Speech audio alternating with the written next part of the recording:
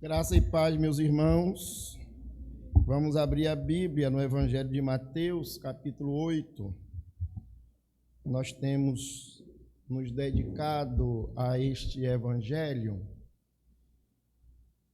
E hoje nós vamos continuar aí o capítulo 8, versículos 16 e 17. Obrigado, Diácono Luciano. Mateus, capítulo 8, versículos 16 e 17. Nós podemos ler todos juntos? Vamos lá? Chegada a tarde, trouxeram-lhe muitos endemoniados, e ele meramente com a palavra expeliu os espíritos e curou todos os que estavam doentes, para que se cumprisse o que fora dito por intermédio do profeta Isaías. Ele tomou as nossas enfermidades e carregou as nossas doenças. Amém. Irmãos, é singular nós estudarmos a Bíblia, e eu digo assim, estudarmos as suas nuances, os seus detalhes. Eu nunca digo assim as suas fofocas. Tem gente que quer saber as fofocas da Bíblia, né? Querem descobrir aquilo que não está revelado, enquanto se privam daquilo que está revelado. Por exemplo, o Evangelho de Mateus, também chamado Levi, um dos apóstolos, um dos 12. Mateus é um judeu que quer evangelizar outros judeus. Por isso o Evangelho, né? O Evangelho não é as boas novas. Então Mateus é um judeu que ele quer evangelizar outros judeus. Por isso, nas suas escrituras, no seu Evangelho, Mateus gasta tempo, ele não perde tempo. Ele gasta tempo, ele investe tempo para provar que Jesus é o Messias anunciado no Antigo Testamento, desde Gênesis, passando por todos os patriarcas e pela lei e pelos profetas.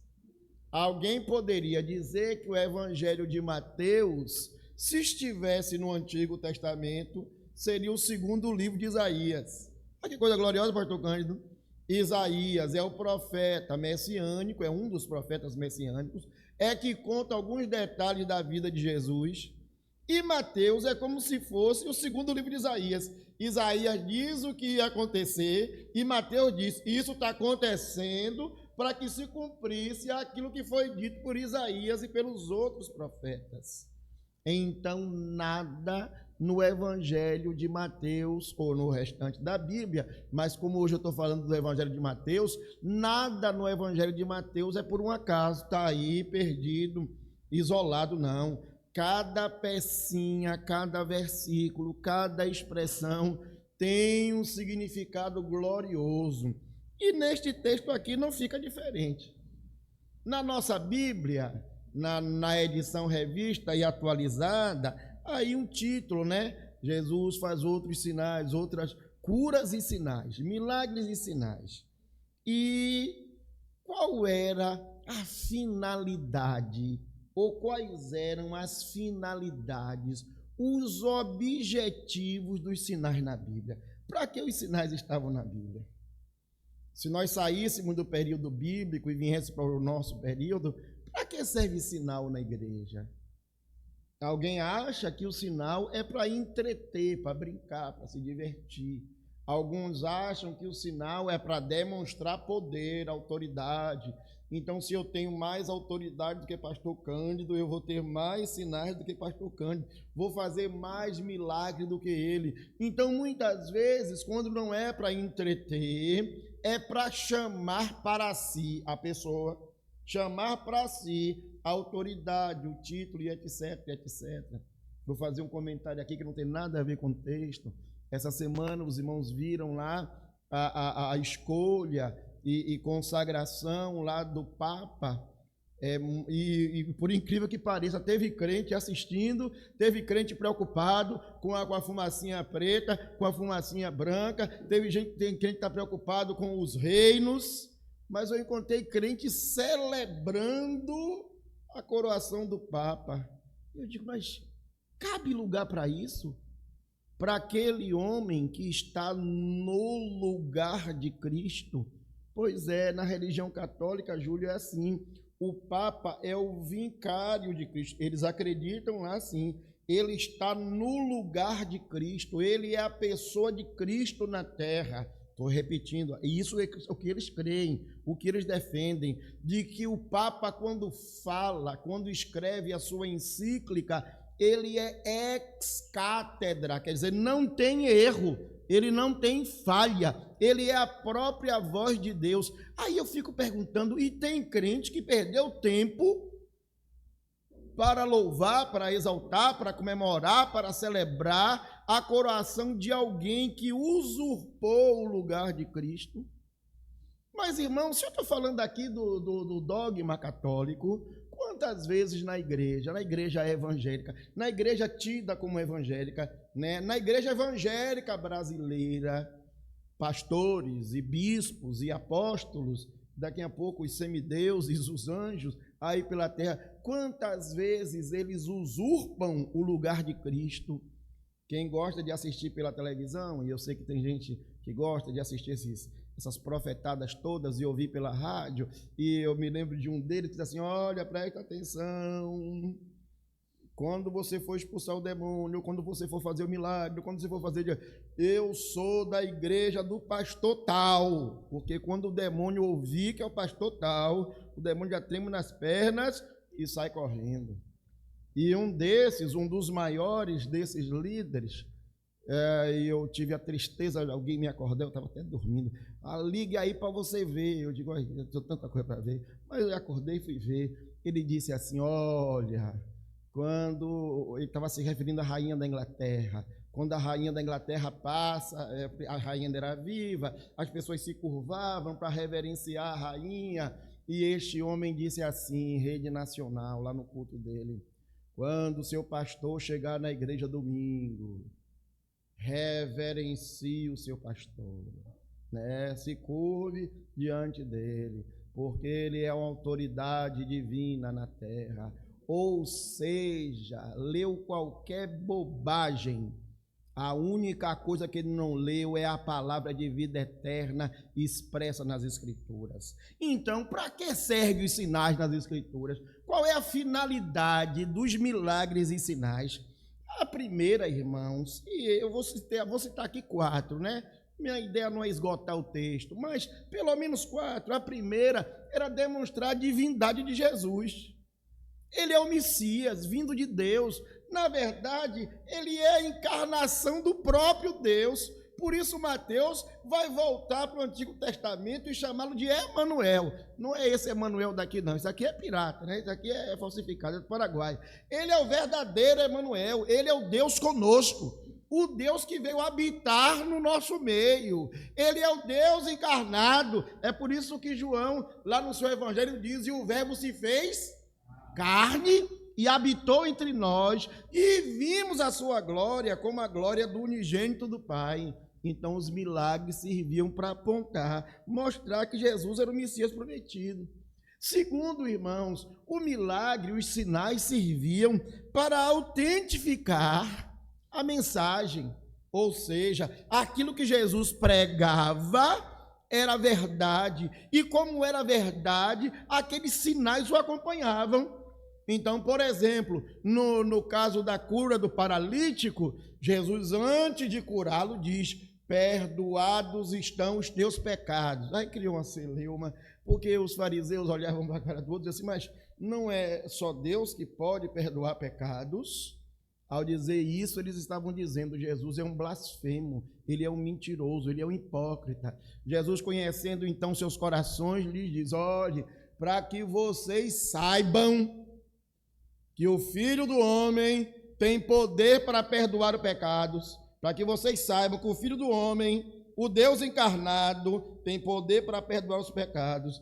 Eu te digo, levanta, toma o teu leito e vai para a tua casa. Então os milagres serviam para autentificar a mensagem, para dizer que aquela mensagem era verdadeira. Em terceiro lugar, irmãos, os sinais serviam para mostrar algo, isso é coisa de pastor Cândido, futurístico, né? Algo do Apocalipse, algo que era escatológico. Ou seja, ao curar o leproso, ele estava mostrando, pastor Cândido, que no futuro não haverá lepra, não haverá impureza. Ao levantar o coxo, ao curar o cego, ele estava lembrando que no futuro, quando ele se manifestar, essa carcaça velha que se corrompe, que vai sendo degenerada, lá será feito nova todas as coisas. Lá não haverá nem pranto, nem choro, nem ranger de dentes, não. Lá não haverá dor, porque o Cristo que cura agora é o Cristo que irá transformar os nossos corpos redivivos para sempre. Então, os sinais apontavam para uma bênção futura, para a nova Jerusalém, para os cristãos coroados, ressuscitados em Cristo. Mas, irmãos, sem dúvida, na minha opinião, a coisa mais importante que os sinais faziam, que os sinais mostravam, eles serviam para suscitar, para levantar um negócio que nós chamamos de fé salvadora. A fé salvadora. É por isso que em inúmeras passagens dos evangelhos, alguém pede a cura e Jesus diz: a tua fé te salvou. Eu não vim aqui para curar o enfermo, eu não vim aqui somente para curar o coxo, nem abrir os olhos dos cegos, pelo contrário, eu vim para anunciar o ano aceitável ao Senhor. Ou seja, os sinais serviam para isso, para mostrar que aquelas obras que Cristo estava realizando serviam para levar o homem à fé. O evangelista João, lá nos seus 2 últimos capítulos, ele vai concluindo a mensagem do evangelho, diz assim: olha, Cristo operou muitos outros sinais e milagres, se nós fôssemos narrar, não caberia em todos os livros do mundo. Mas João diz: o que aqui está registrado é suficiente para que vocês creiam. E crendo, tenhais vida em seu nome. Aleluia. Tendo dito isso, irmãos, então, olhando para este texto de Mateus, dos sinais e milagres, eu gostaria de propor aos irmãos o seguinte tema: a obra de Deus precisa ser feita. E eu gosto sempre de dizer, não é Deus que precisa que sua obra seja feita. Somos nós que precisamos realizar as obras que Deus nos confiou. Isso é muito intrigante, viu, irmãos? Lá na minha juventude, eu acho que adolescência ou juventude, havia um grande evangelista, eu já contei esse testemunho, porque foi o testemunho que ele contou. Um grande evangelista lá nos Estados Unidos, e se tornou um evangelista mundial, e estava no sábado, todos os sábados na televisão e nas entrevistas. Então, era um grande nome, um homem de Deus, como todos os homens pecadores, falhos, miseráveis. E ele pecou, e foi um escândalo feio. Mas a gente espera para ouvir o pior depois, né? E ele, contando o testemunho dele, depois de arrependido, depois que pecou e se arrependeu, ele fez: meus irmãos, meu pecado começou. Não foi aquele adultério. Meu pecado começou na minha soberba. E ele conta, dizendo: olha, eu entrei no estádio lá de Buenos Aires, acho que é Bombonera, né? Entrei em Buenos Aires, pastor Paulo, para pregar, o estádio estava lotado. Quando eu botei a cara assim fora e vi aquele estádio lotado, eu disse no meu coração: Deus precisa do meu ministério. Então é Deus que precisa de mim, Júlio. É Deus que precisa da minha inteligência, é Deus que precisa da minha capacidade. Ele diz: exatamente naquele momento que minha queda começou.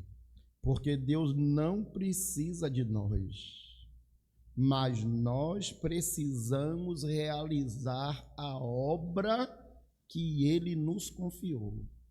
o ministério que Cristo nos deu, a mim e a você, suas ovelhas, que fomos comprados e remidos pelo sangue de Jesus. O apóstolo Paulo, escrevendo aos Efésios, ele vai dizer que nós somos chamados, eleitos, predestinados para o louvor da sua glória, chamados para a santificação, chamados para anunciar os benefícios, as benesses, as bondades de Deus aos homens. Então, Deus, quando nos chamou, nos deu uma missão, fazer a sua obra.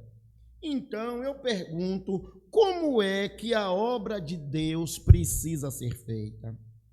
Em primeiro lugar, a obra de Deus precisa ser feita com urgência. Veja só o início do versículo 16. Só as duas palavras. Todos juntos? Chegada à tarde. Vamos dizer de novo? Chegada à tarde. Pronto. Era de tarde. Talvez, Júlio, hoje a gente não tenha ideia da dimensão do que é isso aqui no texto. Nós vivemos numa cidade urbanizada, século XXI, com iluminação pública e tudo mais, e segurança e transporte. Então, em algumas cidades, o tempo não para. A cidade vira 24 horas, dá o virote, né? Alguém trabalha de manhã, alguém trabalha meio-dia, alguém trabalha de tarde, alguém trabalha de noite, alguém trabalha de madrugada, e a cidade vai virando. Parece que é verdade isso, viu? Mas nós, por exemplo, temos observado no Brasil que as igrejas históricas estão acabando com o culto da noite. Isso é lastimável, pastor Paulo. Não é só por causa do Rio, não. Várias igrejas no Brasil. Por quê? Por causa do transporte, da insegurança, do medo, de etc, e etc, etc. Eu não estou aqui defendendo isso não, viu, irmãos? Eu sou daqueles que acham que tem que ter o culto de manhã e de noite, ou de manhã e de tarde. Mas esse texto aqui está nos dizendo uma coisa gloriosa, sabe o que é? Naquela época dos irmãos, sem iluminação pública, sem segurança, a vida se dava, as atividades comerciais se davam enquanto era dia. É verdade que alguns se arriscavam à noite. Por exemplo, quem vigiava de dia e de noite. Quem vigiava a cidade, o sentinela, ele tinha que guardar a cidade de dia e de noite. O evangelista Lucas, lá no seu capítulo 2, que vai narrar o nascimento de Cristo, ele vai dizer que os pastores guardavam as suas ovelhas quando? Nas vigílias da noite. Eles levaram as ovelhas para comer grama, né? E durante a noite. Então, aquele texto é final de outono, início do verão, porque ninguém lá em Israel guarda a ovelha de noite, a ovelha é recolhida de tarde. Como o clima ainda estava quente, a temperatura estava boa, eles guardavam as ovelhas na vigília da noite, mas isso era a exceção. Durante o final da tarde, as pessoas se recolhiam para as suas casas, porque durante a noite ninguém podia trabalhar. O evangelista Marcos, no capítulo 1, 32, narrando esse texto, Marcos diz assim: à tarde, ao cair do sol, se ao cair do sol, a gente já está imaginando aí, né, 4, 4h30, 5 horas, ao cair do sol, trouxeram a Jesus todos os enfermos e endemoniados. O evangelista Lucas, narrando o mesmo texto, no capítulo 4, versículo 40, diz assim: ao pôr do sol. Então, Lucas vai mais detalhado, já não era mais 4h30, 5 horas, já estava dando 6 horas, já estava dando 18 horas. Ao pôr do sol, todos os que tinham enfermos e diferentes moléstias lhes traziam e ele os curava, impondo-lhe as mãos. Irmãos, Jesus tinha passado o dia inteiro trabalhando. Nós já vimos expondo o texto nos versículos anteriores. Ele tinha ido à sinagoga, ele tinha estudado a Bíblia com os judeus na sinagoga, ele já tinha ido para a casa de Pedro e lá curara a sogra de Pedro. E agora, no final da tarde, ao invés de se recolher para dizer, eu vou descansar, Jesus continuou fazendo a obra que o Pai lhe confiara. Era a certeza, Júlio, de que a obra de Deus é para ser feita agora, já, de imediato. Nós não podemos procrastinar, nós não podemos deixar para amanhã, nós não podemos ficar negligenciando a obra, a ordem que Deus nos deu. O escritor Salomão, o rei Salomão, escrevendo a Eclesiastes, escrevendo o livro de Eclesiastes, no capítulo 12, há um versículo muito conhecido nosso, capítulo 12, versículo 1. Vamos ver se a gente lembra todo mundo junto? Lembra-te do teu Criador quando? Nos dias da tua mocidade, antes que venham os maus dias e cheguem os anos nos quais dirás: não tenho neles contentamento, não tenho neles prazer. Se você continua lendo o capítulo 12, Salomão vai falar ali de tontura, né?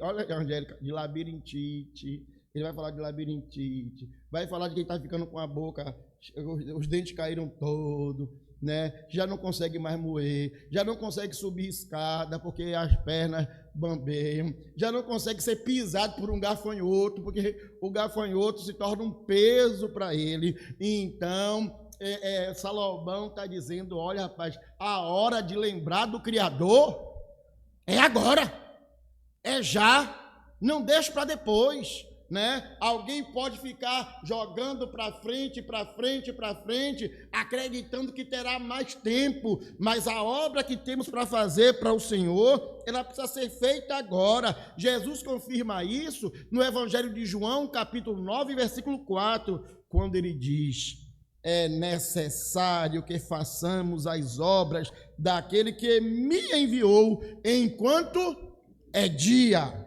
E aí ele nos adverte: a noite vem quando ninguém pode trabalhar. Ô, meu irmão, minha irmã, eu preciso lhe perguntar: o que é que Deus quer de você? Qual foi o dom que Deus lhe deu?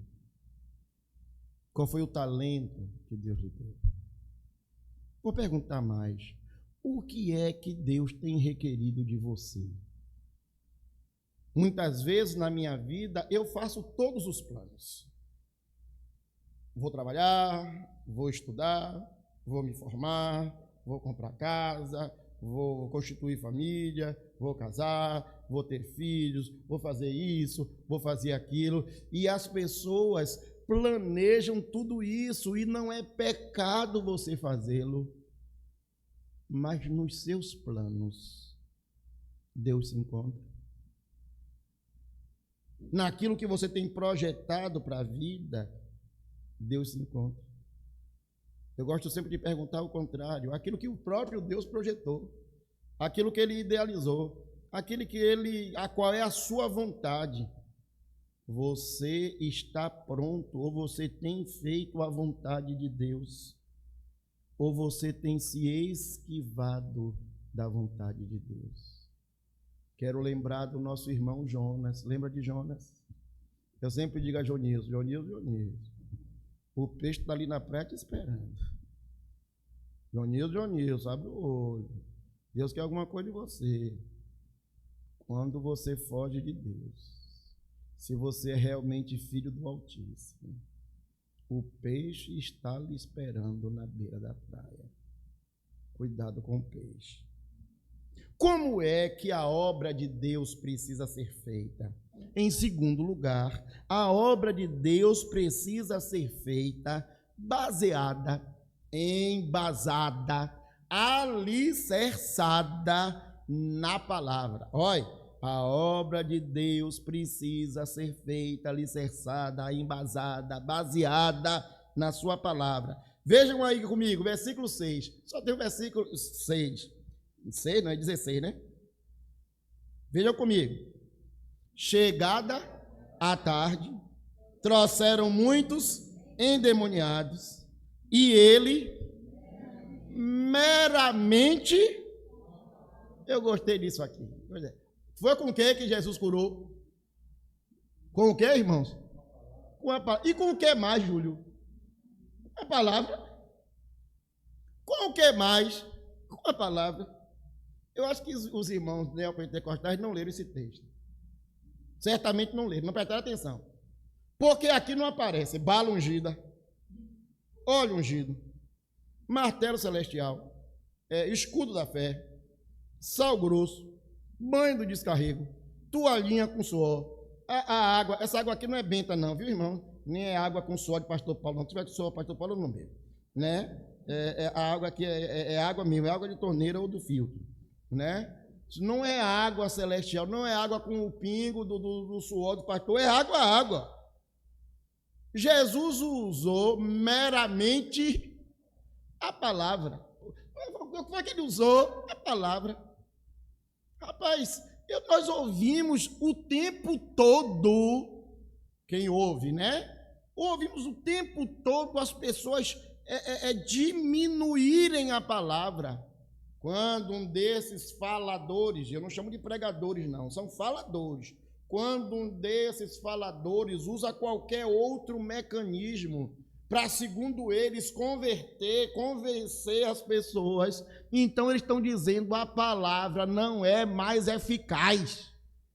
Essa palavra não tem mais força. Então nós precisamos de uma tecnologia, nós precisamos de um jogo de luz, nós precisamos de uma fumacinha, nós precisamos de luzes de várias cores, nós precisamos de cantores com várias técnicas, nós precisamos de um teatro com vários personagens, nós precisamos desse ou daquele recurso, porque é esse recurso que irá atingir as pessoas, modificar as pessoas, transformar as pessoas. Enquanto Jesus usou meramente a palavra. Sabia, Mário Sérgio, que teatro já existia no tempo de Jesus? Eu acho que Jesus deveria ter feito o Sermão do Monte baseado no teatro, no espetáculo e tal. E Jesus sentou e pregou a palavra. Não acha isso interessante? Irmãos, eu não estou usando aqui essa ilustração para desfazer de quem trabalha com outras técnicas, não é isso aqui. É dizer que tudo que nós utilizamos na igreja deve ser baseado com a palavra. E se alguém ficar aqui nessa igreja, a pessoa deve ficar por causa da palavra. Eu quero ver nosso coral cantando, eu quero ver nossa equipe de louvor louvando, eu quero ver nossas classes de adolescentes e juniores e de crianças a pleno vapor, eu quero ver a nossa SAF bombando, como diz o pastor Cândido, eu quero ver o PH ativa, mas quem ficar nesta igreja tem que ficar por causa da palavra.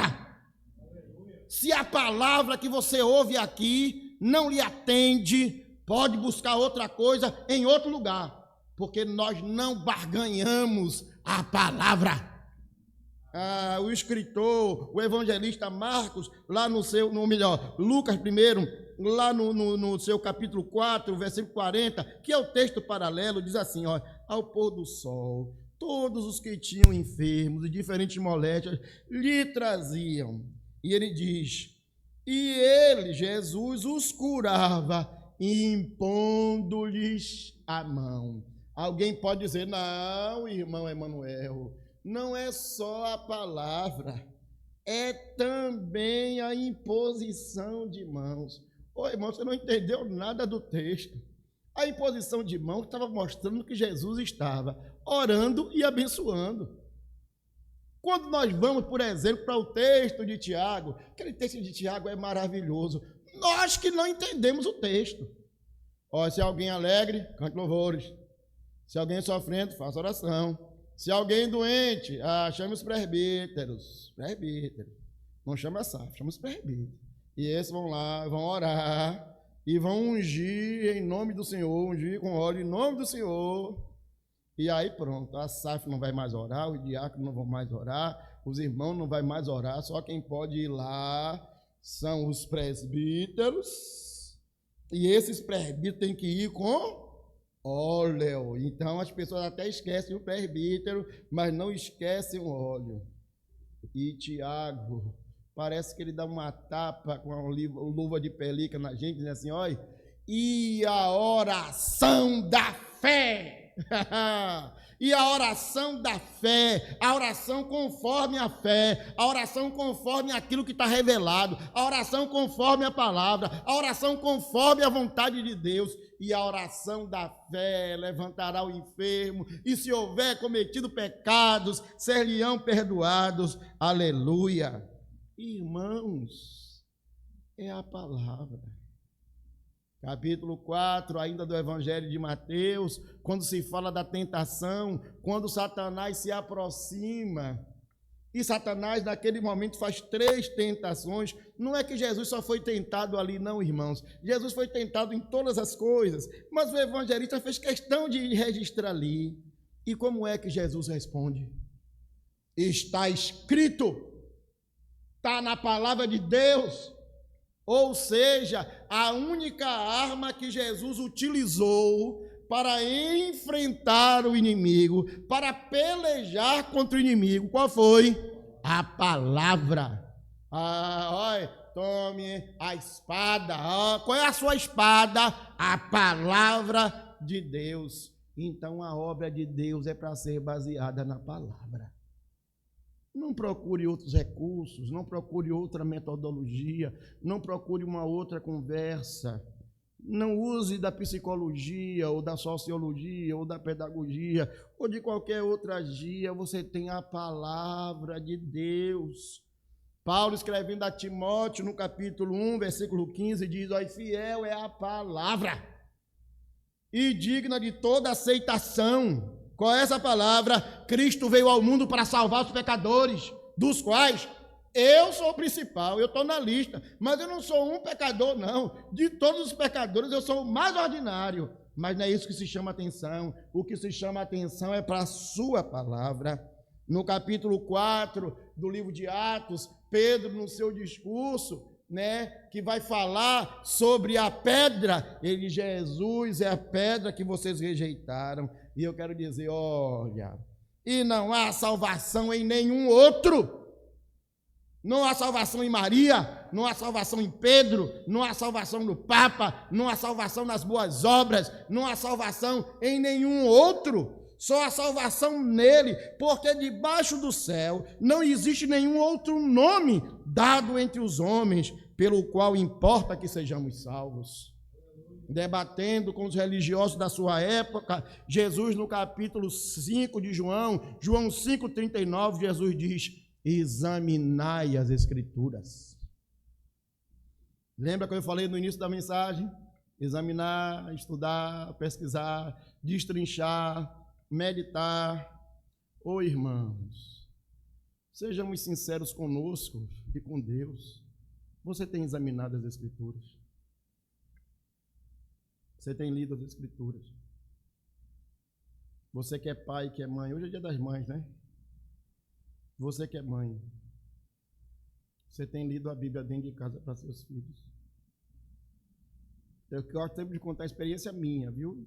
Não é que eu seja boa pessoa, não. Eu sou mais pecador do que Paulo. Quando Caleb e Judá começaram a crescer, eu dizia assim: eu não vou ler a Bíblia para vocês, não. Nem vou pregar para vocês. É vocês que vão ler e pregar para mim. E Deus me deu a glória, Deus me deu a graça. Não é por minha causa, não. É por causa da graça dele, dos meninos hoje estarem no seminário. Mas eles é que pregavam para mim dentro de casa. Examinai as Escrituras. Não deixe de pregar, irmão, dentro de casa. Não deixe de ler a Bíblia dentro de casa. Não deixe de orar dentro de casa. Não deixe de testemunhar dentro de casa. O apóstolo Paulo diz por quê. Em 2 Timóteo 3, 16 e 17, o apóstolo Paulo diz: toda a Escritura é inspirada e útil. Ela não é só inspirada para ficar lá na estante, aberta no Salmo 91, para quando o diabo entrar pela janela, se assustar e sair correndo, não. Não, a Bíblia não é isso, não. Ela é útil para quê? Para o ensino, para a repreensão, para a correção, para a educação na justiça. Com que finalidade, com que objetivo?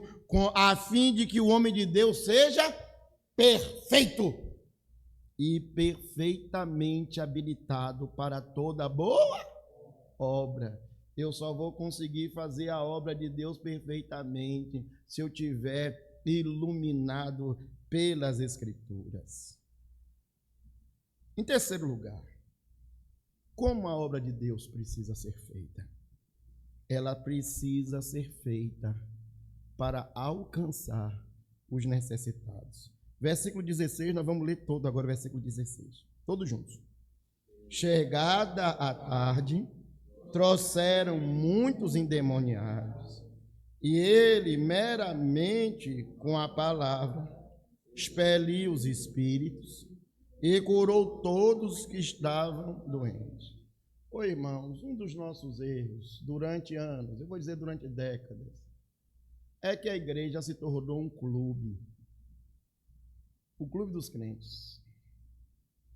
É bom estarmos aqui louvando a Deus. Pronto.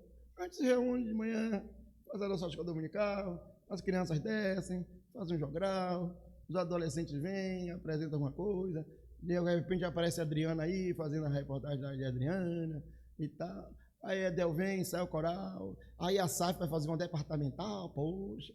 Pronto, é bom estarmos aqui. É salutar estarmos aqui. Só que nós perdemos a visão de que existe um mundo lá fora e Jesus nos enviou para este mundo lá fora. Ele diz assim: eu vos envio como ovelhas no meio de lobos. Não, irmão, nós estamos procurando um lugar, um espaço, uma oportunidade em que nós sejamos aceitos. Jesus disse: não, vocês entenderam errado. Eu estou mandando vocês para o meio de lobos, vocês são ovelhas, mas os lobos devoradores são a esses lobos que eu estou enviando vocês. Então nós temos um mundo lá fora a conquistar. No nosso ambiente aqui, na nossa linguagem aqui, nós temos boca do rio para conquistar. Amém? Nós temos boca do rio para conquistar, irmãos. O reino que Deus nos propôs conquistar foi boca do rio. O reino que Deus nos propôs a conquistar foi nossa família. O reino que Deus propôs a conquistar são os nossos amigos, os nossos vizinhos. É começando em Jerusalém e Samaria, e toda a Judéia, e Samaria, e até os confins da terra. Capítulo 9 do Evangelho de Mateus, Jesus vê as multidões, diz assim, versículo 9 e 36, vendo ele é Jesus, as multidões, compadeceu-se delas, porque estavam aflitas e exaustas, como ovelhas que não tem pastor. Quando nós queremos romantizar esse texto, assim, Jesus estava vendo aquelas ovelhas ali todas convertidas, todo aquele povo iria se converter. Era essas multidões que no sábado, no domingo, que ele chama de domingo de Ramos, a entrada triunfal em Jerusalém. É essa multidão que daqui a pouco vai gritar: Hosana ao que vem em nome do Senhor. E é essa mesma multidão que na quinta-feira seguinte vai gritar: crucificai-o, crucificai-o. É aquela mesma multidão que comeu os pães e ficou satisfeita e queria coroar Jesus rei. E quando Jesus disse: não, mas meu reino não é desse mundo não, vocês vieram atrás de mim por causa do pão que vocês comeram ontem, hoje não vai ter pão não, a sopa acabou. Não, é todo dia que tem festa na igreja? Não. As pessoas foram embora, o abandonaram, porque elas estavam presas às coisas deste mundo. Mas é a esta multidão que a Bíblia diz: Jesus se compadeceu deles, chorou por eles. Jerusalém, Jerusalém, que mata os profetas. Oh, quantas vezes eu quis arrebanhar os seus filhos, como a galinha faz com os seus pintinhos, e vós não deixaste. O apóstolo Pedro vai dizer mais tarde, lá em Atos: olha, é esse que vocês crucificaram, o Messias de Deus. No capítulo 11, Jesus diz assim: vinde a mim, 11, 28, Mateus 11, 28, vinde a mim todos que estáis cansados e sobrecarregados. Na nossa versão, na versão corrigida diz assim, cansados e oprimidos. Então existe uma multidão lá fora que está cansada, está oprimida, está sobrecarregada, está carregando um fardo que o diabo colocou em seus ombros. Eles são chamados de endemoniados. E aqui, irmãos, a palavra endemoniado é alguém que foi apoderado pelo demônio. Mas não descartem que algumas pessoas que não foram apoderadas pelo demônio, elas sofrem a influência do demônio. Aí as outras religiões vão usar o nome que quiserem, viu? Os guias, os caboclos, os encostos, os cavalos, os médiuns, vão usar o nome que quiser, e eu nem me incomodo com o nome que eles usam. Mas se eles recebem algum espírito que não é de Deus, que não é o Espírito de Deus, a Bíblia diz que esse é um demônio. Apesar de alguém chamar de espírito de luz. Mas o apóstolo Paulo diz isso. Os demônios também se transformam em espírito de luz. Para quê? Para iludir as pessoas. E sabe o que é pior, irmãos? Vocês estão falando do pessoal lá fora? O pessoal só pensa que eu estou falando mal das outras religiões. Quantas vezes da igreja alguém está tendo convulsão, está batendo a cabeça, desmaiando, caindo, balbuciando, rodando, rodopiando, aí serve da vida assim, eita, o poder de Deus se manifestou ali. Pode ser qualquer coisa, menos o poder de Deus, porque o apóstolo Paulo, escrevendo aos Coríntios, diz assim, ó, o espírito dos profetas está sujeito aos profetas. Porque Deus não é Deus de confusão. Então, se há confusão, a única coisa que não tem ali é Deus, porque Deus não é Deus de confusão. Eles estão oprimidos. Eles estão subjugados. Eles estão atormentados. O apóstolo Paulo, escrevendo aos Efésios, diz que nós estávamos na mesma situação deles. Capítulo 2 de Efésios diz assim, olha, ele nos deu vida, esse texto os irmãos conhecem bem, ele nos deu vida, estando nós mortos, onde? Nos nossos delitos e pecados. Aí Paulo vai continuar explicando isso aqui agora, diz assim, ó, nos quais andastes outrora, os delitos e pecados. Você que é crente hoje, está na igreja, santinho, bonitinho, arrumadinho, você antes estava lá vivendo nos delitos e pecados, segundo o curso desse mundo. E aí Paulo vai dizer quem é que dirige o mundo. Ele diz assim, segundo o príncipe da potestade do ar, do espírito que agora atua nos filhos da desobediência. Dona Nicole, se você é desobediente, o diabo está te utilizando. É hora de você dizer assim, está repreendido. Quando sua mãe falar e você pensar em desobedecer, não é ela que tem que lhe repreender, não. É você que tem que dizer assim, olha, esse espírito que agora atua, onde? Nos filhos da desobediência. Isso é o capeta, é o cão, é o diabo, é a serpente, é o dragão. Olha, entre os quais todos nós andávamos outrora. Para um pouquinho aí. Paulo está admitindo aqui, desde o versículo 1, que nós estávamos mortos e fomos ressuscitados. Nós estávamos no império das trevas e fomos transportados por filho do seu amor. Nós tínhamos o Espírito que agora atua nos filhos da desobediência, mas agora nós temos o Espírito de Cristo. Nós andávamos outrora. Presta atenção, meu irmão.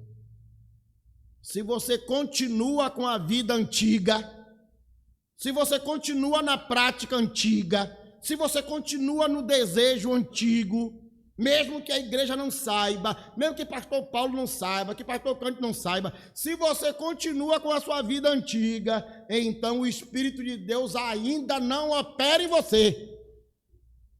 Quem opera em você é aquele Espírito que atua nos filhos da desobediência. Lembra dos endemoniados lá atrás? Pedro não era endemoniado, não. Mas quando Jesus disse a ele, vão me prender, vão me matar, eu estou indo para Jerusalém para ser morto. Aí Pedro disse, não, senhor, o senhor fica dizendo isso toda hora. Esqueça aí, para com essa conversa, não vá não, a gente vai viver. Jesus diz, para trás de mim, Satanás. Pode disse para Pedro, olha, ser um crente, apóstolo, salvo, dando lugar ao diabo na sua vida, para trás de mim, Satanás, entre os quais também nós, outrora, andávamos segundo as inclinações da nossa carne, fazendo a vontade da carne dos pensamentos, e éramos por natureza filhos da ira, como os demais. Ô meu irmão, presta atenção, tem um mundo lá fora perdido, no álcool, na cachaça, no vício, na prostituição, na homossexualidade, na violência, na idolatria, buscando outros caminhos, na falsa religiosidade. Há um mundo lá fora em que está sendo guiado por esse espírito, enquanto Deus está nos convocando em Cristo para ir lá fora, buscar as suas ovelhas perdidas. Eu vim buscar e salvar o que se havia perdido. Para concluir, como é que nós podemos fazer a obra de Deus? Ou como a obra de Deus precisa ser feita? A obra de Deus precisa ser feita apresentando o Messias. Parece uma bobagem, né, irmão? Mas não é não. Nós gostamos de carimbar folheto. E é bom carimbar folheto, viu? Que a pessoa que está recebendo folheto vai saber quem está dando folheto para ele. Mas a igreja presbiteriana não salva. Irmão, eu era batista, isso é Angélica aí, Luciano. Eu era batista, lá da Peniel e tal, pastor Enoque, pastor a outra. Né? Eu vim para cá, por quê? Não, porque eu sinto que a palavra de Deus está sendo ministrada aqui, eu quero ficar aqui. Aí ele dizia assim, quero ficar sob a sua cobertura. Eu digo, minha cobertura? Jesus vai ter, cobertura de Cristo. Até a televisão de pastor, né? Sabe que eu sou presbítero apenas. Mas isso é intrigante, irmãos. A igreja presbiteriana não salva. A batista não salva. Então pare de falar de sua religião. Pare de falar de sua denominação. Fale de Jesus. Vejam aí versículo 17. Já vou concluir, viu? Todos juntos, versículo 17. Para que se cumprisse o que fora dito por intermédio do profeta Isaías. Ele mesmo tomou nossas enfermidades e carregou sobre si as nossas doenças. Irmão, que coisa gloriosa. Tudo que aconteceu no versículo 16, à tarde, a pregação da palavra, a cura dos enfermos, os endemoniados que foram libertos, tudo isso foi feito para quê? Presta atenção nisso, Júlio.